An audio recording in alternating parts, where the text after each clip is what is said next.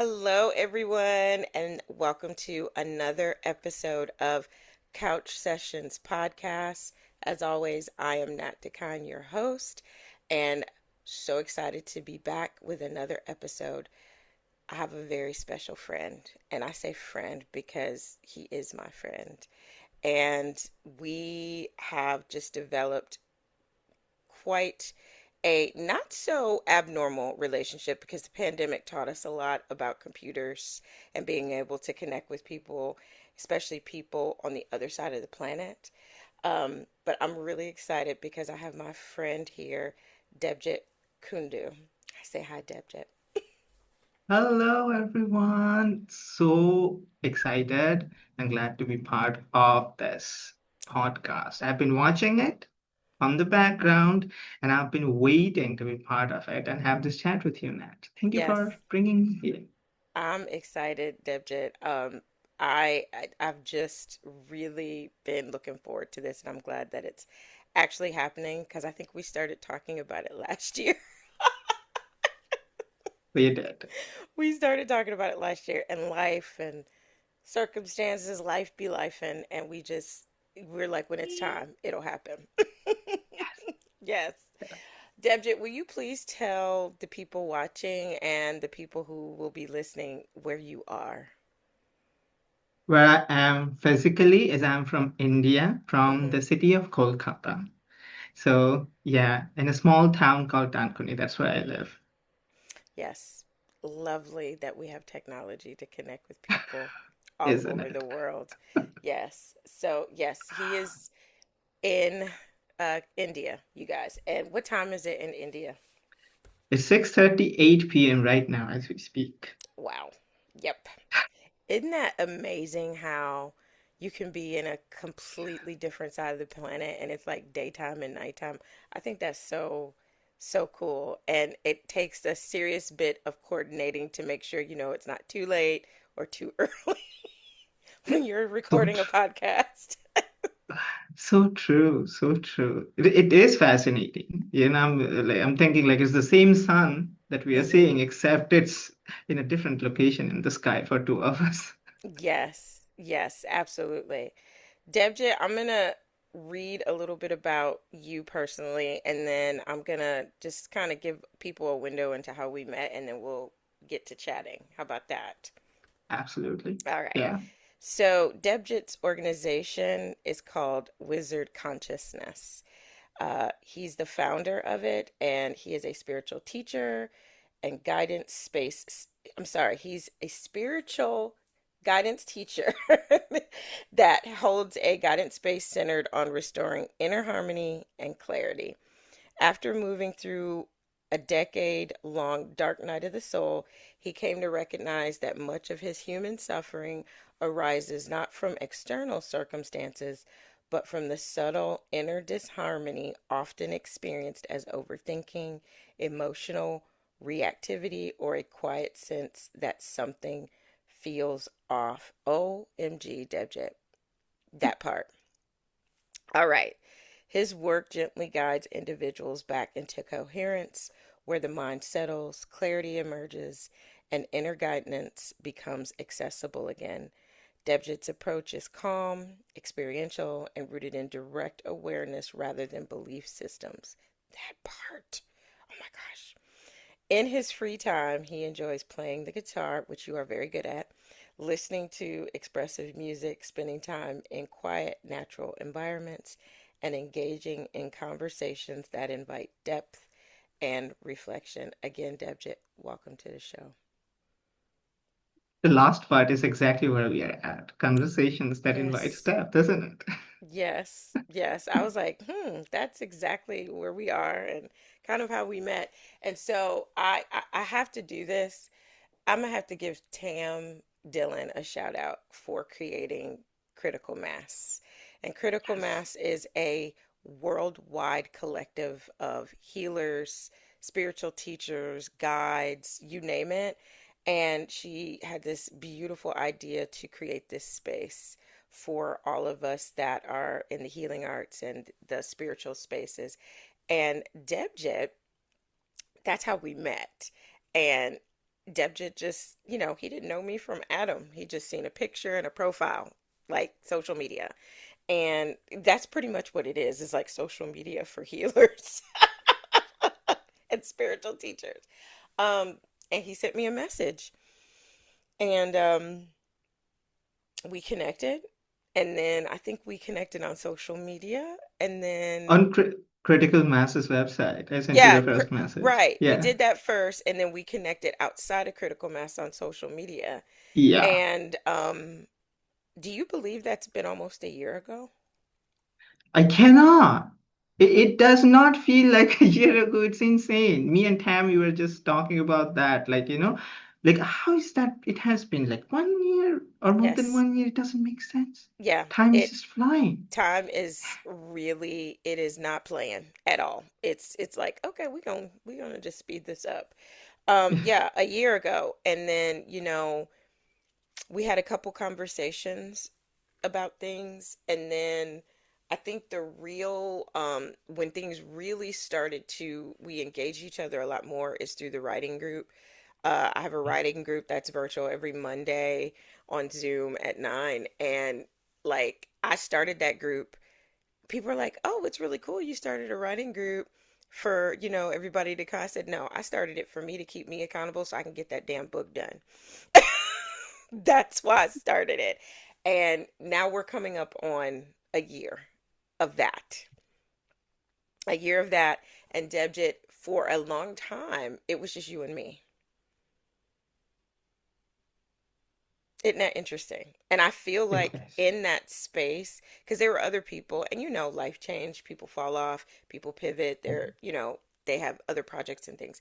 And I want to say for a few months, it was just you and I. And I think that's when Yeah. our friendship really solidified itself. So true. So true. Just you and I writing, and I got to have the honor of, reading and being read the first few pages that were coming off of the book. Hmm. So I was like, wow, that is exclusive privileges, isn't it? Yes, yes, but I'm so thankful for it. I'm so thankful for it. And you were there at the close, at the ending, when I thought I wasn't finished, and you're like, "Dude, that's a mic drop. You're done."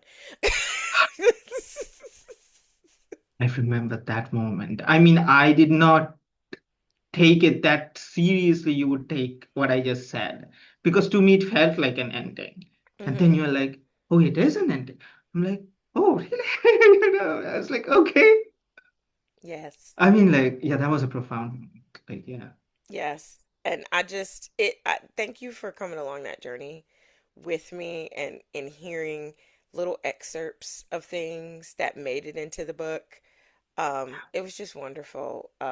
And I've just enjoyed our connecting and our friendship. And yes, it's been great. All right, I'm a pivot now because that came to mind. I was like, I gotta talk about how Debjit and I met, and We then how go a the long way. relationship evolved.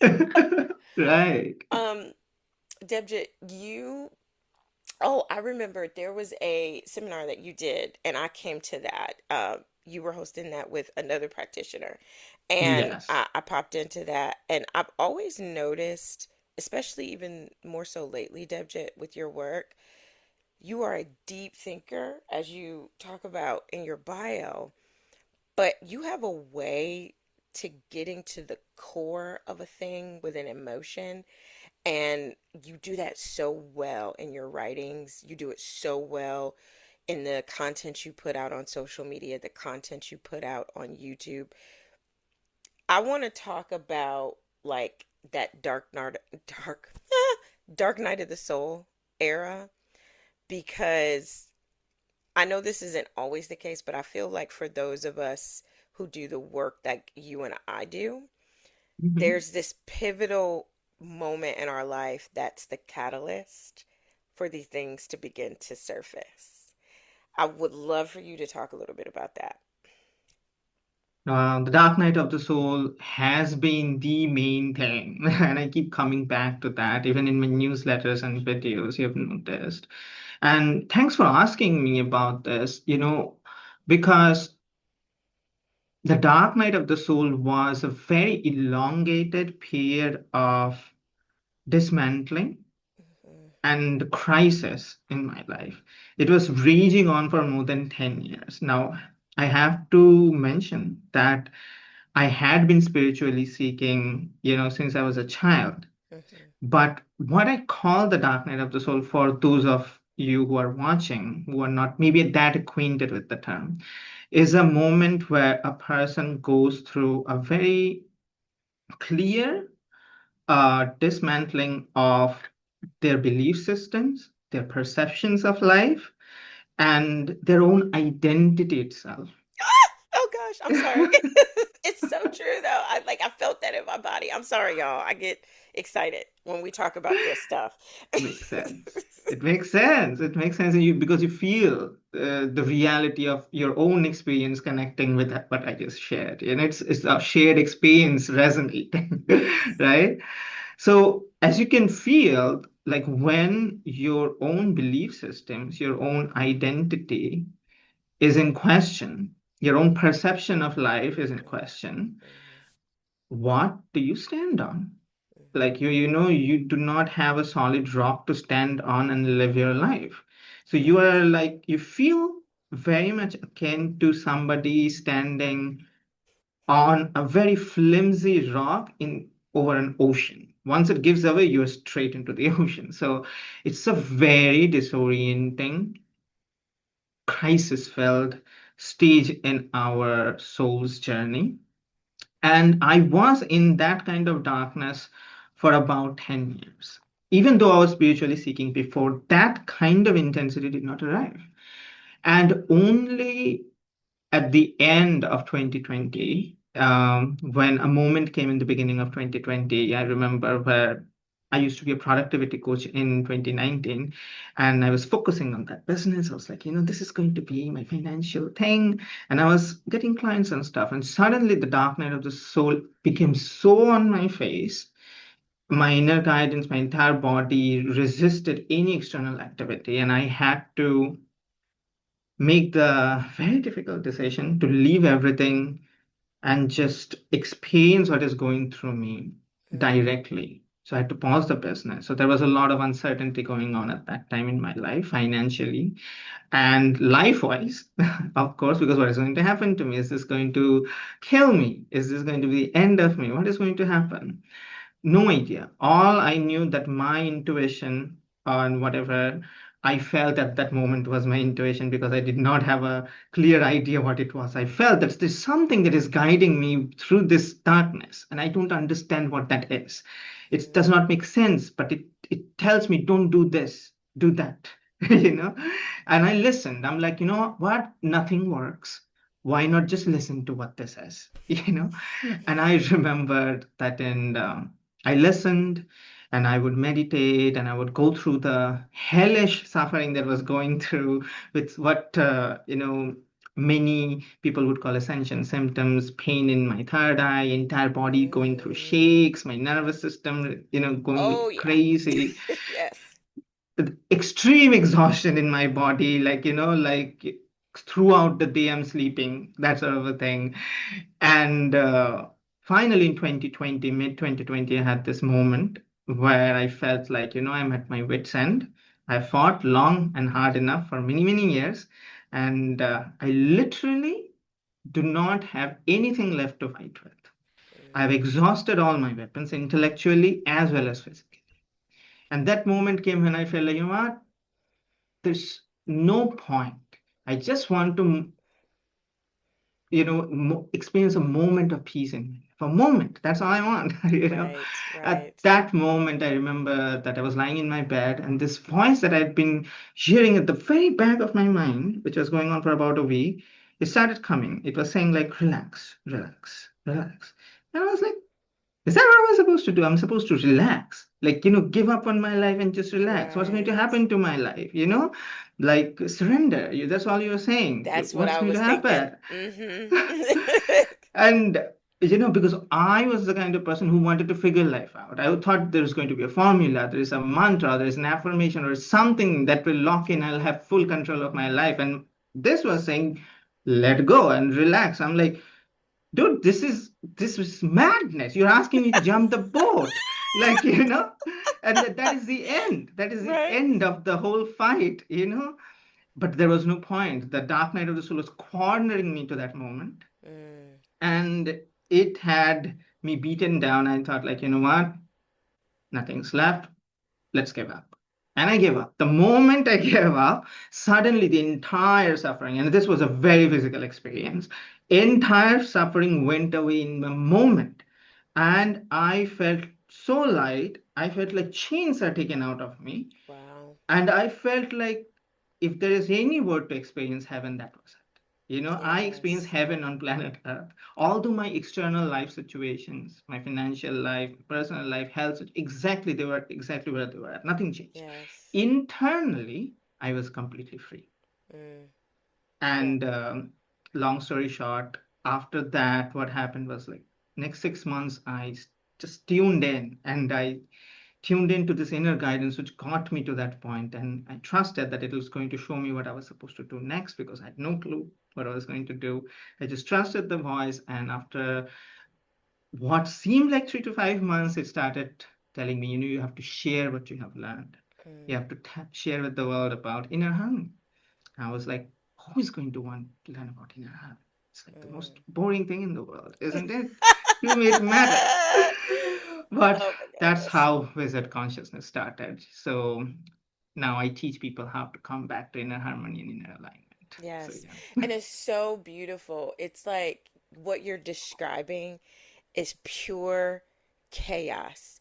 It's like you feel like you have lost your mind. Yes. You're in the midst of this, and I don't know about you, but when I was going through it, and it was like physical, it not only is it physical manifestation, you talked about your third eye, and it brought up a memory. Like I constantly felt like it was almost like a noose. Somebody had tied a Mm, noose around my head and they kept tightening it, you know? And I didn't realize this was a spirit, this was a physical experience that was going to lead into a deeper spiritual awakening. You said dismantling belief systems, how you've lived your life before. It will shake the shit out of you. yeah. Okay.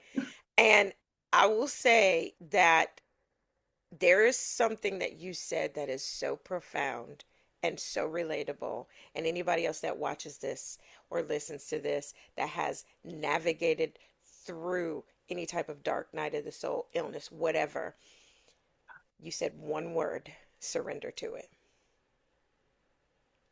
The sooner you let go and just let it do what it's supposed to do, the enlightenment comes, the intuition sharpens, the physical manifestation of symptoms, they subside. You said it was very physical. What happened to you? Very physical. And it leads us into this place of, okay, this is what I'm calling you to do. For you, it was like, I want you to tell your story. I want you to talk this story. Tell this story, and I'm going to give you this company that I want you to start, and I want you to help people come back to themselves, because we are in a world that we are being constantly taught to look outside of ourselves constantly, and that's part of the dismantling of the belief system. It's just so much juiciness in this that I already know I'm going to have to bring you back for like 2 or 3 episodes to, to talk more I'd about love it. that.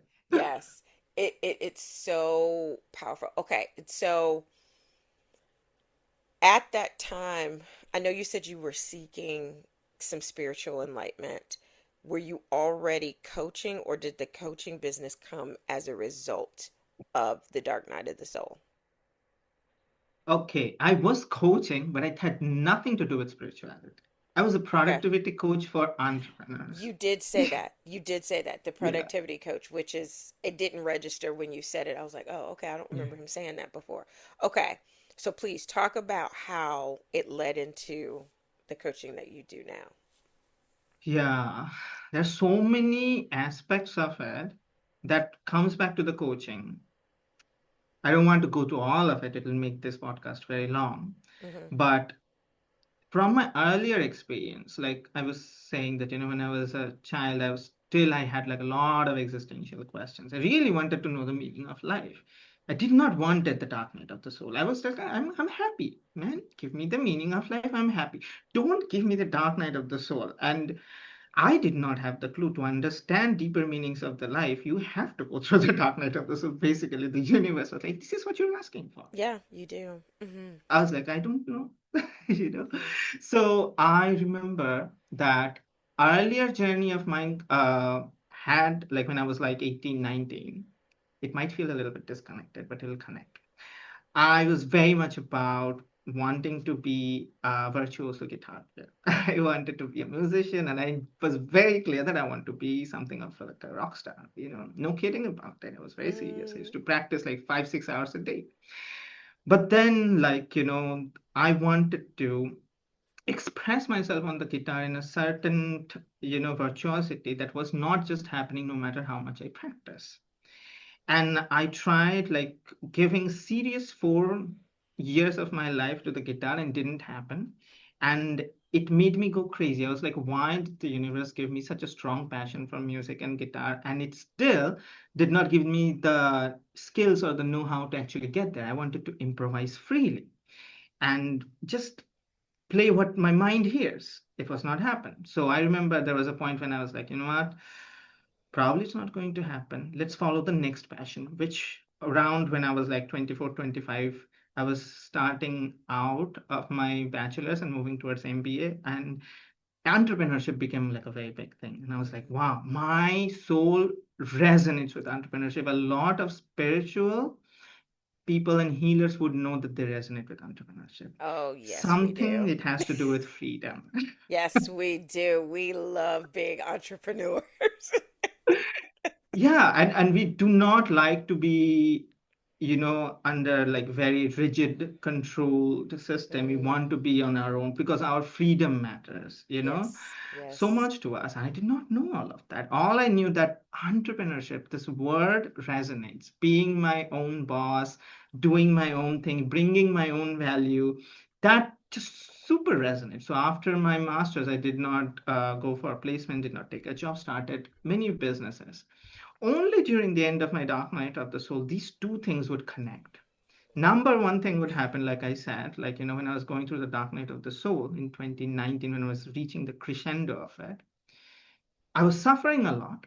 But like I was telling you, Nat, that, I was telling that it is a dismantling of the way you used to operate in life. Correct. My major way till that point of operating in life was using logic. If something makes sense, do that, it works. So I was always looking for like, how can I logically or intellectually find a solution that will help me come out of this dark night of the soul? And I was wrecking my brain and it would not give me an answer. Only when I started noticing that, it's not helping and it's causing more dysregulation, I would notice these moments where this inner guidance would come. It would say, you know what, you just need to sleep, you need just to relax, you need to meditate, you need to do that. So during the peak dark night of the soul, it would tell me, go play the guitar. And I Mm. would play the guitar, and I had no idea why it would ask me to do that. But I would notice within 6 months of intuitively playing my guitar, I achieved that goal that I was trying to achieve in the first 4 years. And I was shocked. I remember on my birthday on 2019, I recorded my first improvised guitar video on my YouTube channel. It was the best day of my life, although I was still in the dark night of the soul. I had achieved my dream. Something became clear, like, why did I struggle 4 years of my life trying to achieve my guitar dream? And it happened when I listened to this inner voice. Like, doesn't make sense. What if I'm supposed to listen to this also in my spiritual journey? Mm. Breadcrumbs started connecting. I started Mm-hmm. listening more. It literally got me out of the dark night of the soul. Breadcrumbs started connecting even more. And I was like, so what am I supposed to do next? I have done coaching, I have entrepreneurship, and it's a share your inner harmony thing. Now I have the background of my entrepreneurial experience. I'm like, okay, I know how to coach. What if I start, creating a program around it? Like first program I created was a 6 month program. Later I created a 6 week program, and I started teaching people. Now later it connected. Wow, this whole thing about music and entrepreneurship, they were not accidents. The Mm, way I followed my resonance, even then unconsciously, I was constantly walking my life path. I was collecting those skill sets and gifts that is going to bring two and two together. So when I mm. later become a spiritual teacher and coach, I was not completely not ready for it. I had the frameworks going on. But isn't So that yeah, interesting? Spirit will do that. Spirit will, you're like, I'm not ready. And Spirit goes, yeah, you are. I'm going to teach you. And this is my experience with Spirit. I'm going to teach you along the way. And this is going to teach you how to stay in tune with me. And you've had that experience based on what you just said. And I think it's so beautiful how you laid that out and shared it. And you were like these little breadcrumbs and different things. But this is the very essence of how you coach people. Yeah, this is how you coach people because listening to spirit, listening to your inner guidance, your intuitive voice. I love how you said it was okay, go sleep. Spirit would tell you to go sleep or go meditate. And you're like, what the hell? I don't want to do that. And then at the peak, you said of your dark night of the soul, you would go play the guitar. yeah, And you realize 6 months go by and the first goal you had, you achieved because you were being divinely and intuitively guided there. And we all have this inner compass. I call it the inner yes, compass, this intuition. And systems, external systems, a lot of times will get that silence to where you said you were a person that led your life based on logic. You do this, you do this, you do this, you got this formula, and this is the results you get. Guess what? I remember when I was sick and I was brought up in these very rigid religious circles, and it was memorize scripture, pray, and memorize scripture and pray, and get people to pray for you, and you will get healed. Okay, there was an element of truth to that, but there also came a point where that wasn't working anymore. Yeah, it wasn't working. And there was something that was deeper and greater that spirit wanted you and I to have to bring us to the point where we recognize, oh, I'm being divinely guided here. I can see this because this is all beginning to line up. I also love what you talked about, Debjit. Um, the only way out is through. You can't yeah, bypass it. yeah, You can't bypass it. And I see this and hear this like even when I was in the Christian church, there was this, doctrine of suffering kind of thing. mhm, But I see it and, they had their own theology and twist and everything in that there.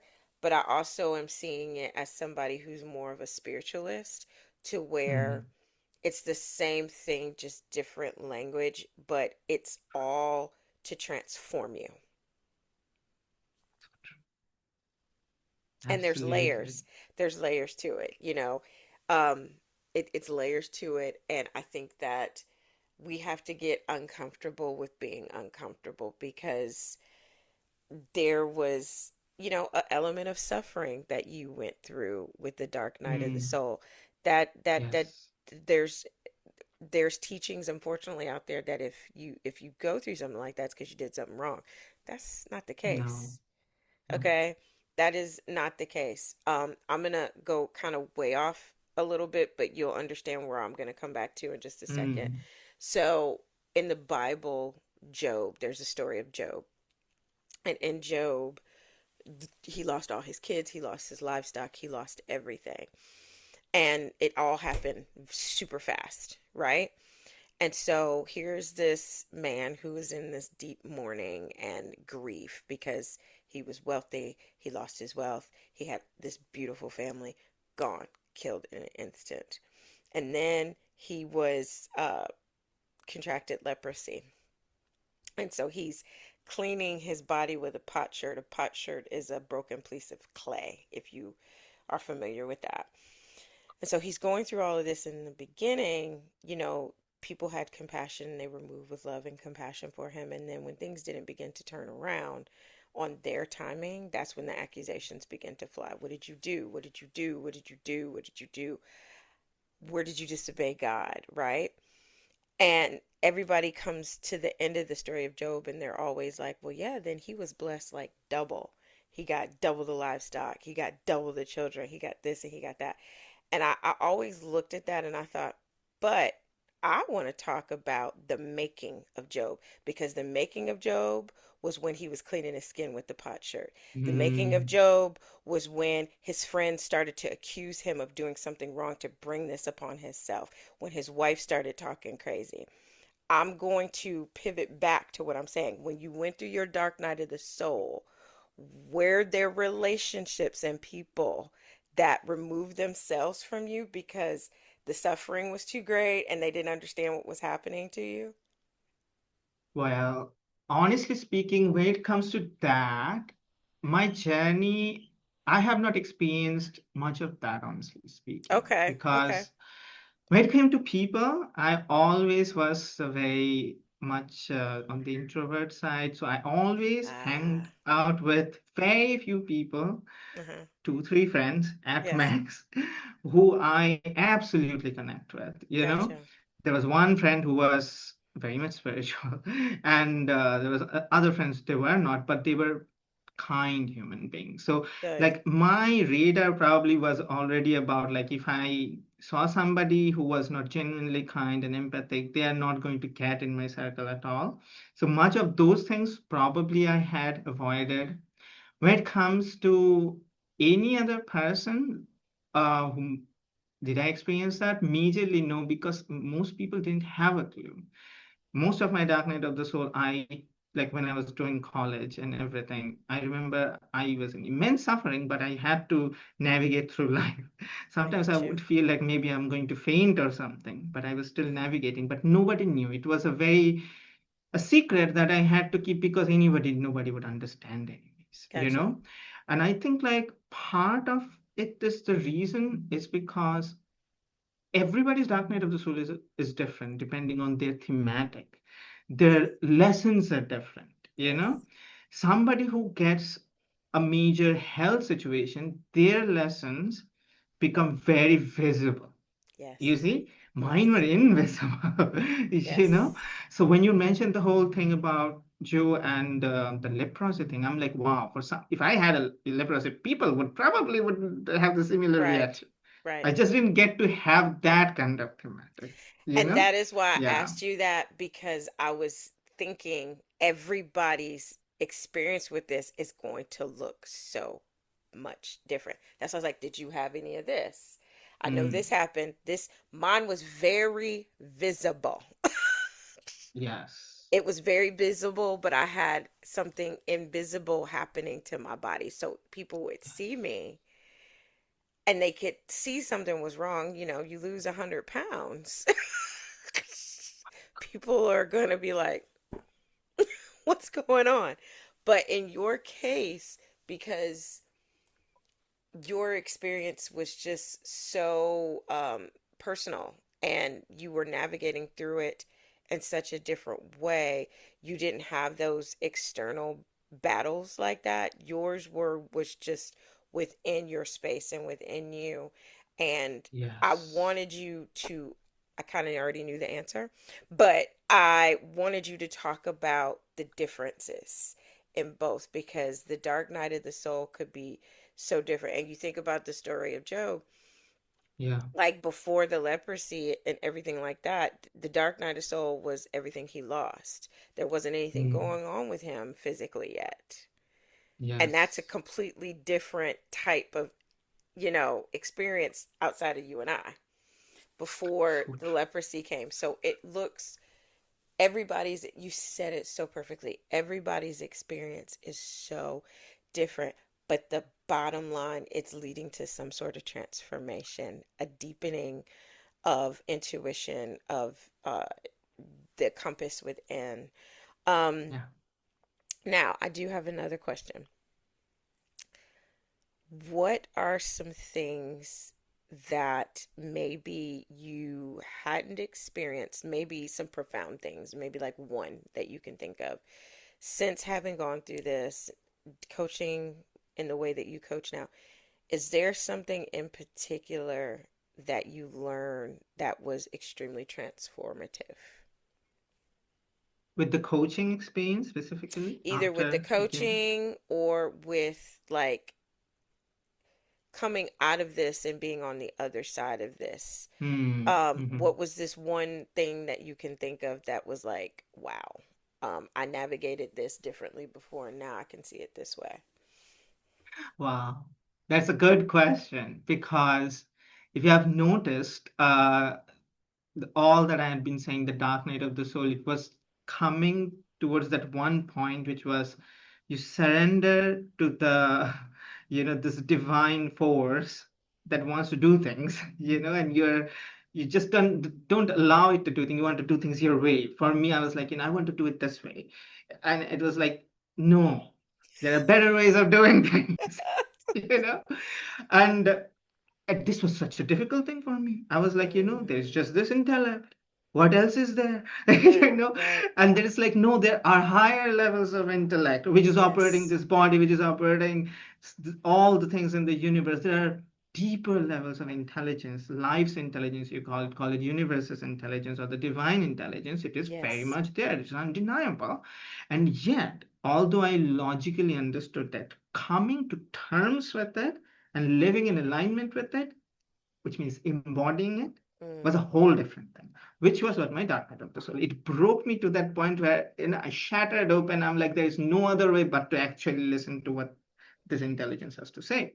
So after I came out of the other way, naturally, I was very much about the tuning in process. Like, okay, what is it saying on a moment to moment basis? mm, Because now I want yes, to really listen, you know? yes. So what started happening was I was becoming more and more tuned in with my body's intelligence, my energetic intelligence, my emotional intelligence to an Mm, extent that I had never been before. It was what it was doing was phenomenal because I would feel a you ask me like what was one major thing that happened was my ability to feel what was going on within myself was enlarged to a very big proportion. So I would be in vicinity of a person digitally or physically, and I would feel things. Within a moment of interacting with a stranger, I know about them. I know about what they're going through, their subtle expressions, their body language tells me information that I have no clue how I'm arriving at them. And I'm like, is this a superpower? Like, what is this? mm, Or am I making this up? The more I did the coaching sessions, the more they asked questions and more I intuitively answered without understanding like where those answers were coming from. It just felt right. The more it connected. And mm, I started understanding this thing that I'm experiencing is real. I'm able to feel much more. My ability to feel has increased, mm, which had also the opposite effect that when I would go outside, when there are too many people, I would feel very overwhelmed and energetically exhausted. mm, And so the next 3 years, I was in hermit mode. I would hardly go out. And when I would go out, I have to come back and meditate and sleep to get my energy back because I would feel too yes, much. So yes. that's one big transformation that was happening soon after I came out of that Um, experience.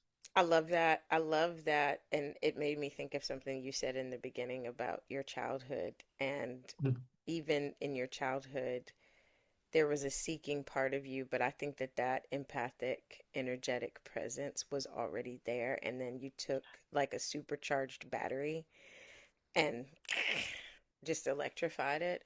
Um, I feel like a lot of us that are in the spiritual space, as spiritual coaches, healers, and different things, we there's something called overstimulation, and I experience it too. And I love people. I love meeting new people and connecting with people.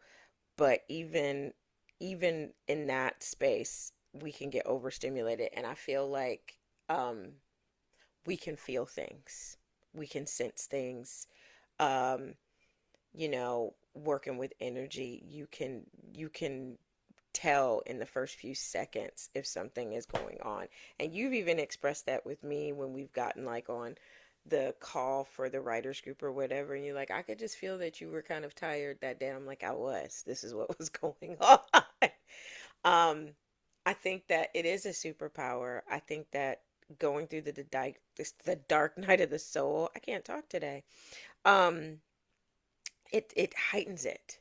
I feel like it really heightens it. I feel like it creates an awareness and an empathy that wasn't necessarily present. And I think that can, in the realm of the work that we do, is Hmm. helpful to be able to Yes. sense that. And I think that, you talking about that, um, it's something that I think a lot of people, they have it and they don't know what to do with it.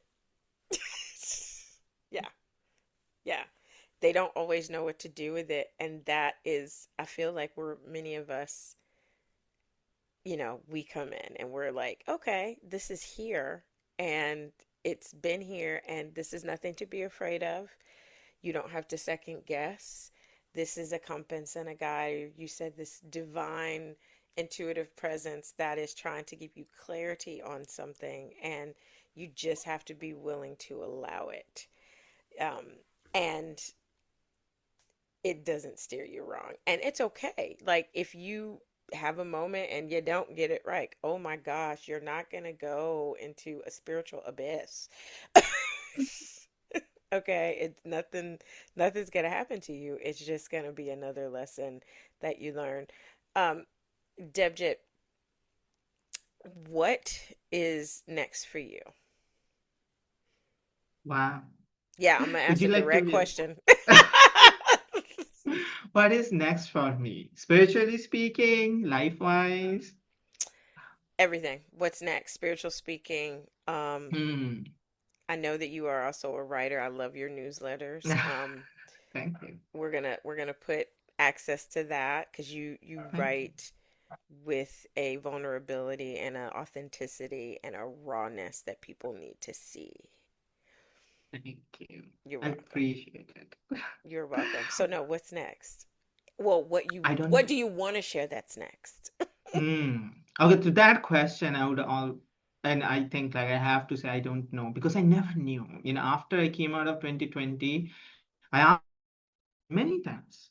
So now what? Like when I remember when I just came out of it, I was like, so now what? I have surrendered. The dark night of the soul is gone. Brilliant. I'm feeling great, but what do I do? I had no clue. So I was like, okay, let's just listen to this inner guidance and see where it takes me. So what happened was a major change happened in my life after that, where I was a very much like goal setting person. What is the next 5 years? What is the plan? Hmm. All plans broke down. So after that, I was like, okay, I was the go by the flow person. I became completely changed. I will listen, I will tune in, and where it asks me to go, I will go.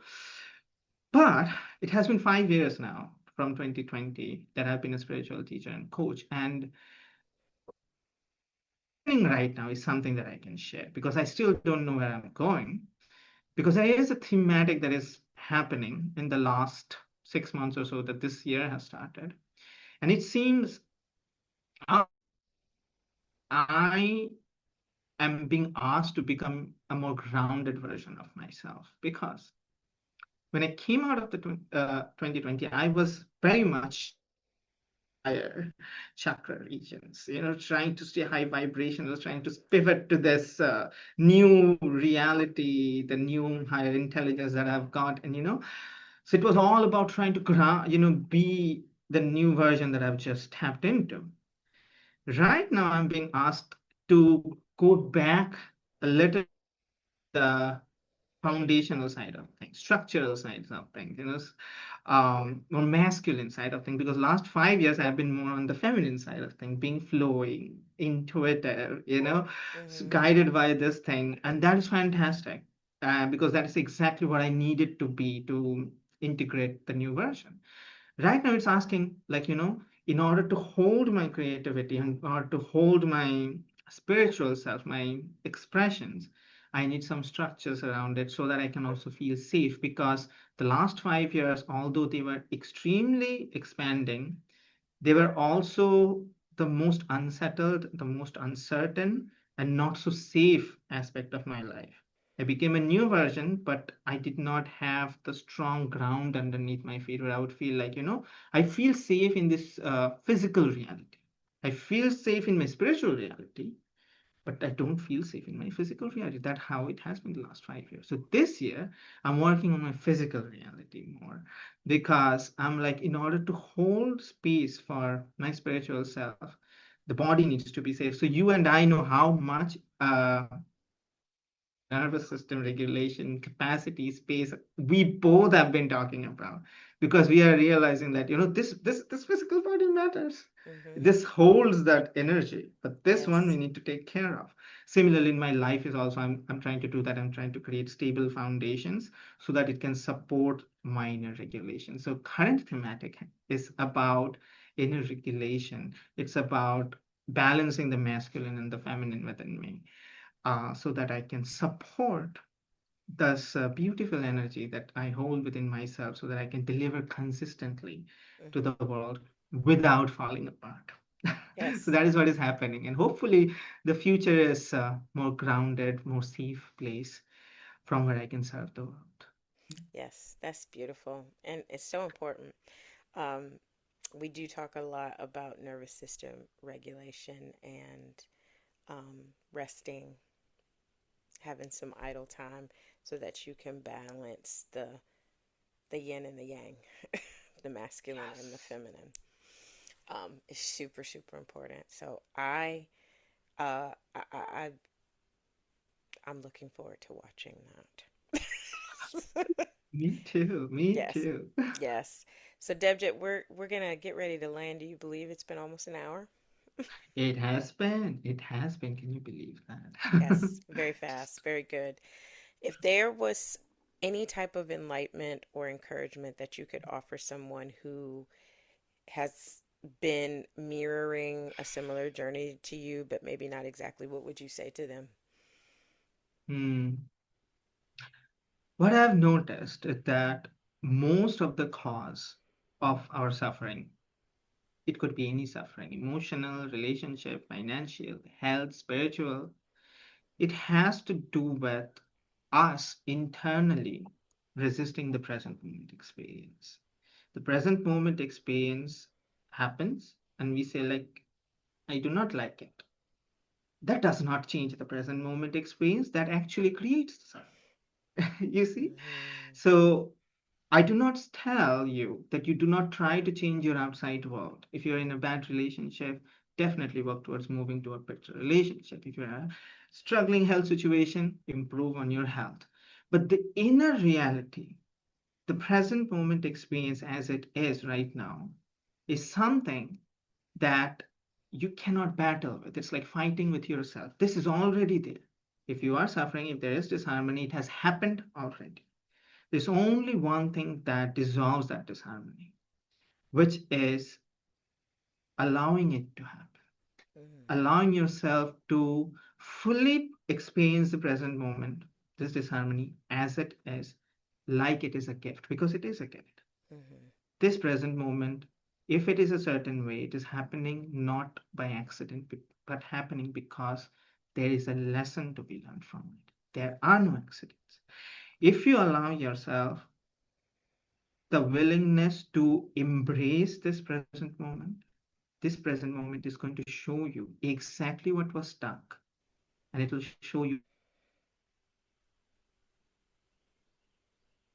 it's all about going through it.